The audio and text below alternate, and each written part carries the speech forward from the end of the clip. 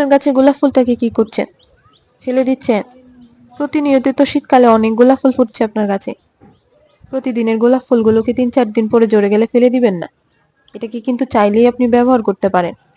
সরাসরি এখন এই গোলাপ ফুলটাকে আপনি ফেস প্যাক হিসাবে ত্বকে ব্যবহার করতে পারেন, যেটা আপনার ত্বকের লাবণ্য বৃদ্ধিতে সহায়তা করবে।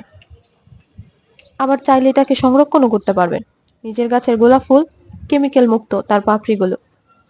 তো এটাকে দীর্ঘমেয়াদী সংরক্ষণ করে পরবর্তীতে ব্যবহার করার জন্য আপনি চাইলে গোলাপ ফুলের পাপড়িটাকে বিশেষ করে শুকিয়ে নিতে পারেন। রোদে দিয়ে শুকিয়ে নেবেন। 3-4 দিন রোদে দিলেই দেখবেন গোলাপ ফুলের পাপড়িগুলো হাত দিয়ে চাপ দিলেই ভেঙে যাচ্ছে। ঠিক এরকম অবস্থায় আসলে আপনি এটাকে এয়ারটাইট বক্সে রেখে সংরক্ষণ করতে পারেন। পরবর্তীতে এই গোলাপ ফুলের পাপড়িগুলোকে গুঁড়ো করে আপনি ফেস প্যাক হিসেবে ব্যবহার করতে পারেন। পাপড়িটাকে ফুটিয়ে টোনার হিসেবে ব্যবহার করতে পারেন। আবার শুকনো গোলাপ ফুলের পাপড়ি দিয়ে চাও তৈরি করে খেতে পারেন।